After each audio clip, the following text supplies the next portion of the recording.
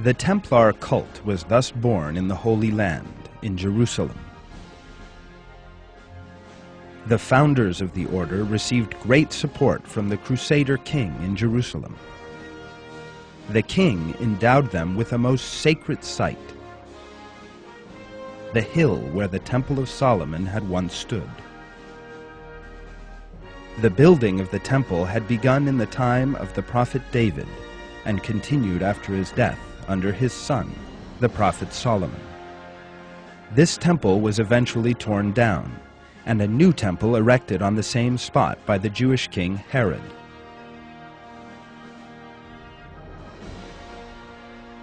That second temple was torn down by the Roman Empire in 70 AD.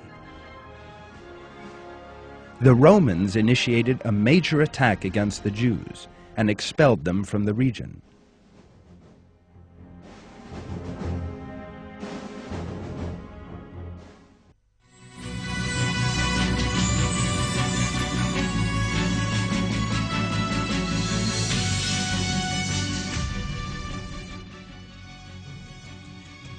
A 1,000 years came and went.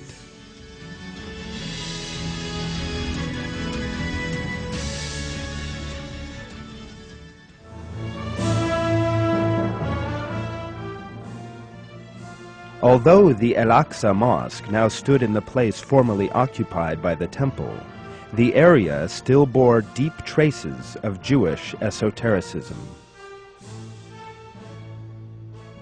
When the Templars installed themselves on the hill where the Temple of Solomon had once stood, it had a profound effect on them, and they began examining it.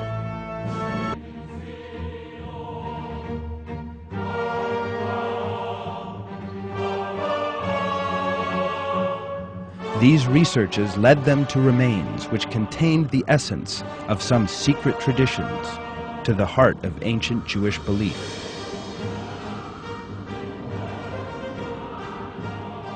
They encountered a teaching which constituted the pagan aspect of ancient Jewish belief, the Kabbalah.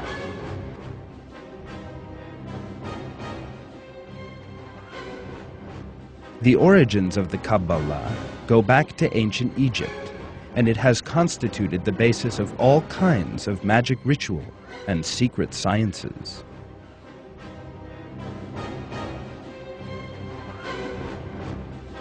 The mystic teaching in these lands, under whose spell the Templars fell, reshaped their beliefs and ways of living.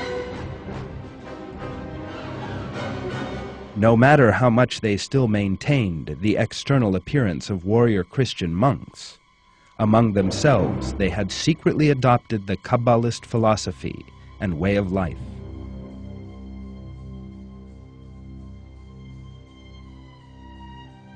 In his book, Morals and Dogma, Grand Master Albert Pike, one of the best-known names in Freemasonry, sets out the Templars' true objective. The avowed object of the Templars was to protect the Christians who came to visit the holy places. Their secret object was the rebuilding of the Temple of Solomon. The object of the Templars, he said, was to acquire influence and wealth, then to intrigue and at need fight to establish the Kabbalistic dogma. The Templars had a very strict chain of command. Everything belonged to the order. Marriage, owning a house, and enjoying family relations were all forbidden. They wore only a white robe with a red cross on it, and never washed. Their seal was a figure of two knights riding the same horse. Although they maintained that this symbolized brotherhood, in fact, it had another secret meaning. According to a widespread belief, this symbol represented homosexuality, a perverted element in the Templars' private lives.